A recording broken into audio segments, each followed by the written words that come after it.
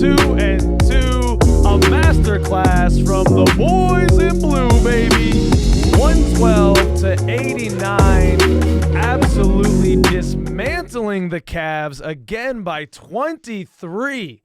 It's been 2 ass whoopings back to back, and wow, it was a tale of 2 halves.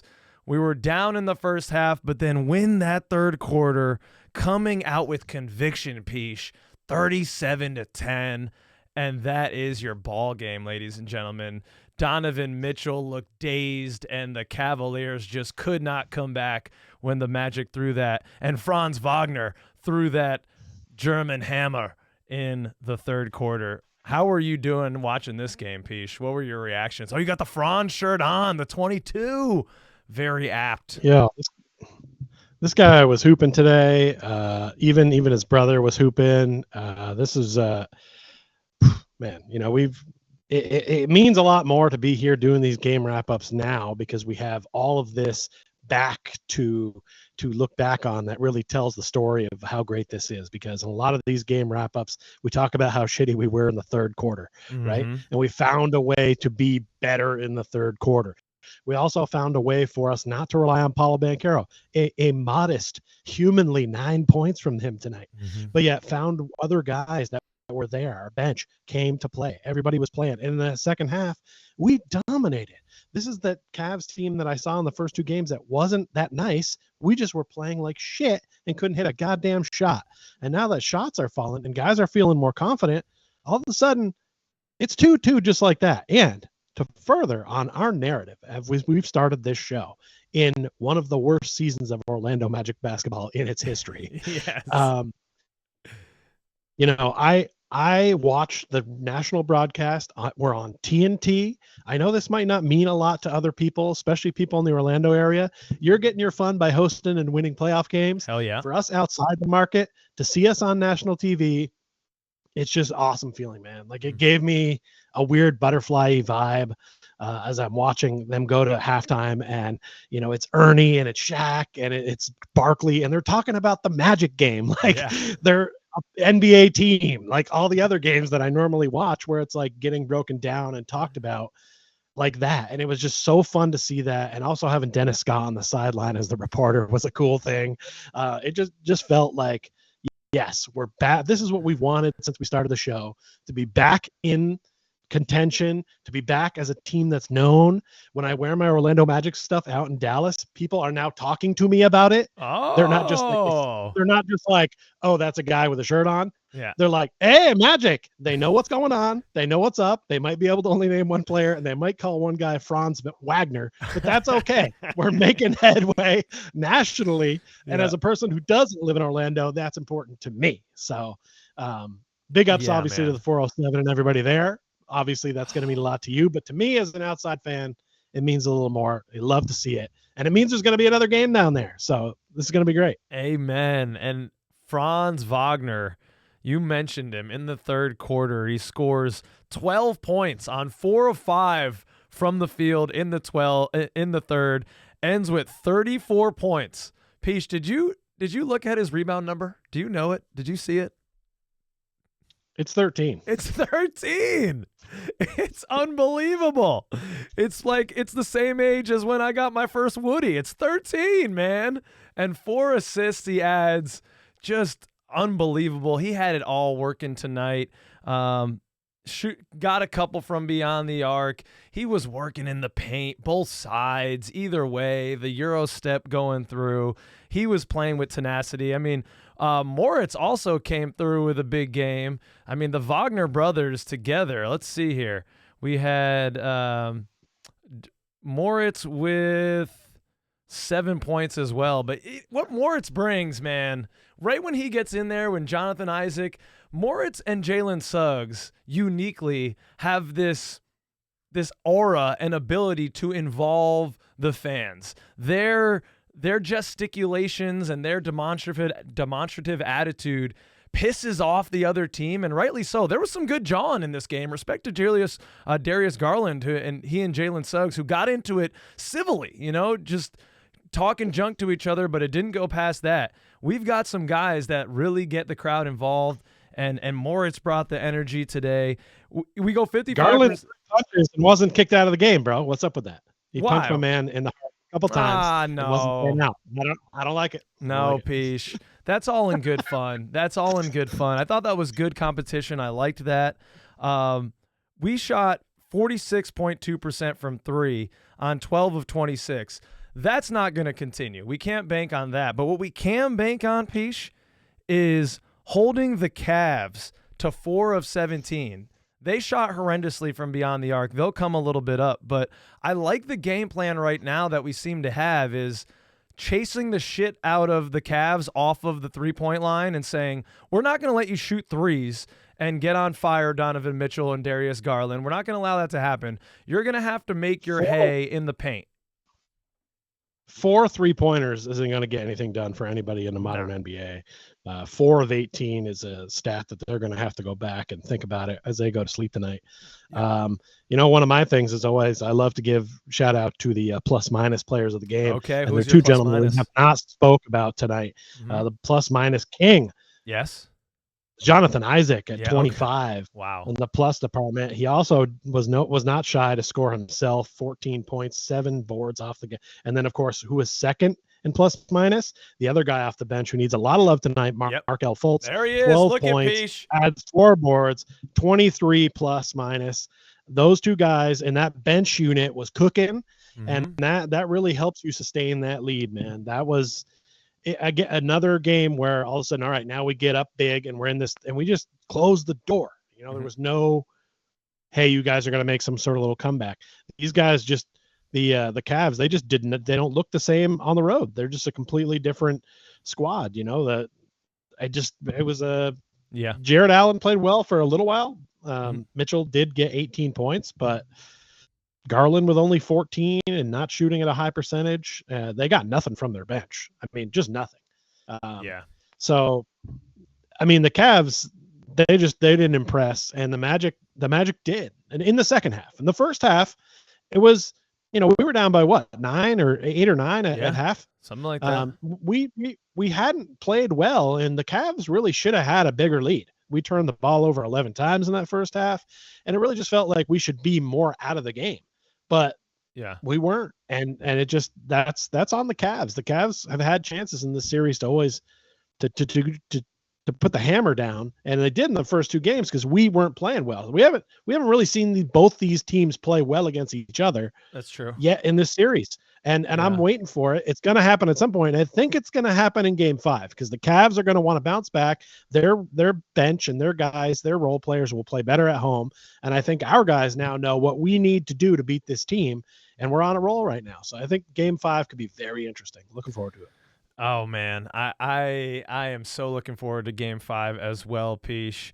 I'm loving the physical nature of these playoffs. I don't know if you're picking up on that at all, but the refs, at least early on, they gave the Cavs some kind of charity calls when they were down by 30 there late, but they're really letting the game go. And that's not just in this game. Watching some of the other playoff games, there is considerably more contact that's not being called than is in the regular season. And I think the physical nature of the playoffs in general is really beneficial to our team, who can throw out Jonathan Isaac, Wendell Carter, Paulo Banchero, Fron Vagner, and Jalen Suggs as a lineup. Like, that is a 5 that I don't want to have to see if I'm on the offensive side of the ball. And I've been enjoying watching us on the defensive side of the ball. I mean, this is easy to say now when we're winning games, maybe not so much game 1 and 2, but I've been enjoying us watching on the defensive side almost more than on the offensive side.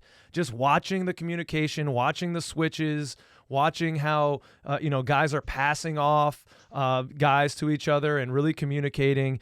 It is something beautiful seeing this team defend home court, forcing hard shots, again, getting those switches, being communicative. It's something that we can really hang our hat on. I think that's what's pulling us through, because after Game 1 and Game 2, they said, look, all right, we lost those games, but we held this team to under 100 points, and we played like dog shit. So let's go, gentlemen. And it seems like Jamal Mosley, whatever he's cooking up in the locker room, man, he is chefing it up right now. Yeah, I feel like our defense played pretty well in games 1 and 2, honestly, and I do feel like they've been playing pretty well throughout. But they are Yeah. starting to learn the tendencies. You've played this team this many times in a row now. You get to know what way a fake guy favors to drive, or who he looks to swing the ball to, and what they look to do. I mean, that happens in any series. It just doesn't happen for the Magic in a while. We've been able to learn about an opponent over the course of a week and a half, and it's happening, and it looks like it's benefiting us so far. But again, look, we're home. We had a ton of momentum. We had all the fans jacked. Everybody was ready to go. Those are two great wins, but now this is basically a 3-game series, Right. and we still need to win one in Cleveland if that's going to be the case, and we're going to win. So if it's going to happen, for us to win this series, I think we need to win Game 5.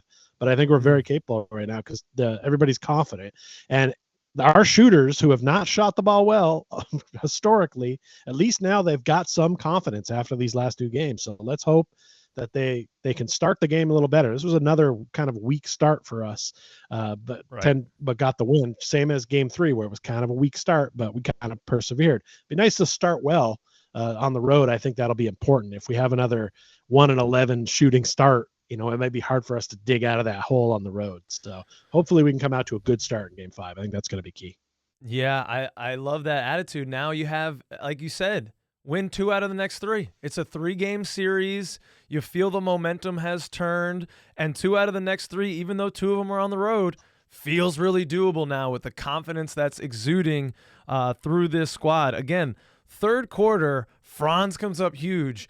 Cavs fans and the Cavs community right now a little bit concerned. I did a little just scroll on Twitter before we got on here, Pich, and man, there are a lot of memes where Donovan Mitchell has gone missing. They're throwing up the bat signal, and he is not replying. Batman is missing in action. Franz now has 86 points in this series to Donovan Mitchell's 84. Donovan Mitchell goes 0 of 4 in the third quarter when they needed him. Again, our role players come up huge. I can think of Wendell Carter Jr. hitting a couple big back-to-back threes, then Jonathan Isaac sinking what felt like a dagger 3 at the time to go up 20. But really, Peish, really, are we getting some gold medal Fron Vagner? Because this is feeling like there are guys that elevate their game and there are guys that shrink from the moment. I wasn't sure what group ours were going to be, but it feels like Fron Vagner is remembering, oh, yeah, I'm the Wanda kid. And I just led the Germany team to a gold medal, and I know what big stakes games are all about. And excuse me, Donovan Mitchell, I think this is what you're looking for. If you can have a Franz playing with that type of edge and added to Paulo, like you said, didn't even need to got 9 points tonight, just being a diversion pretty much, didn't have a good shooting night, had some really careless turnovers early, and he said, let my boys cooking over here, let me just I'll be the sous chef for Franz tonight.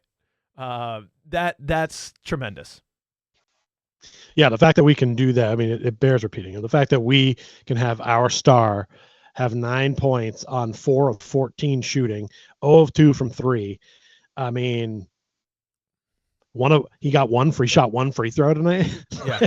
Like what? That is very, very unlikely to happen for a team of our ilk, that we can play that well, win by that much, and have our star not break double digits.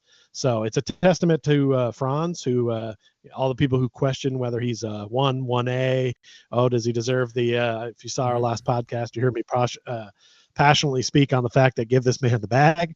This is why I give the guy the bag. He's number 2 for a reason. Paulo wasn't feeling it. If Franz doesn't play that well, we may not go on as big a run in that third quarter, and maybe the outcome is completely different. And that's why you need to have 2 options on your squad. So don't be stingy when it comes to getting your bag out when you're talking about Fron Vagner, because that man knows how to deliver in the clutch, like you just said. I was never worried about him being able to man up. He's getting a little cocky though. He's talking a little bit.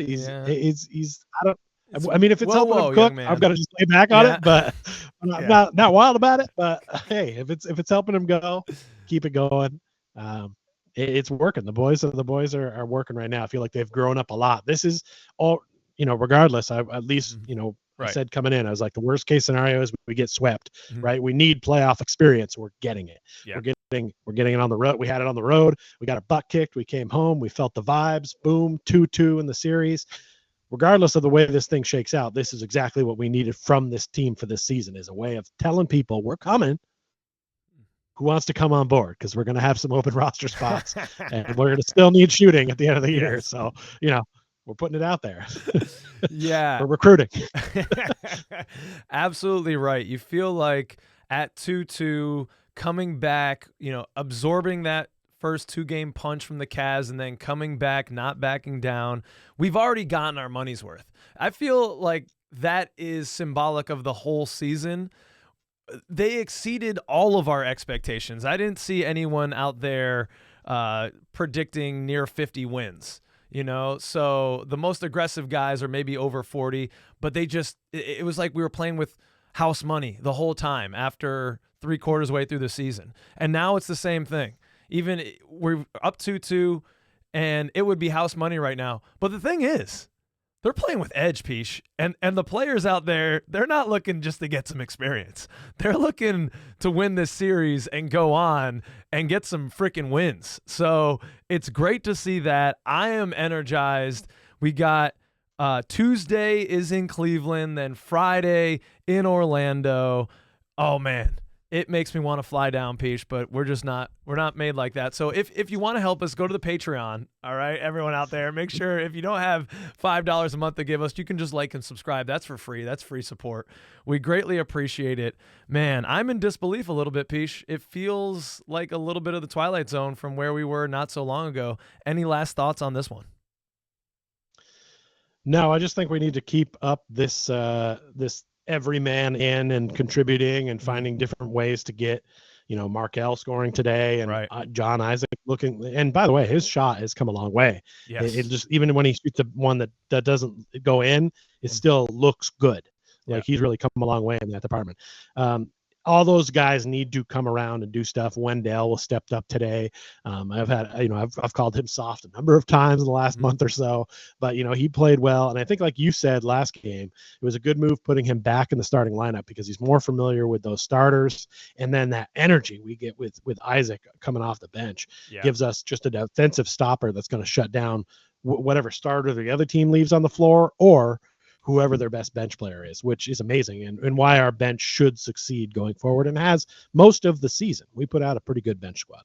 And shout out, last thing, to Coach Mosley, because he is pushing all the right buttons, Pich. He's going much deeper in a rotation than a lot of coaches might go.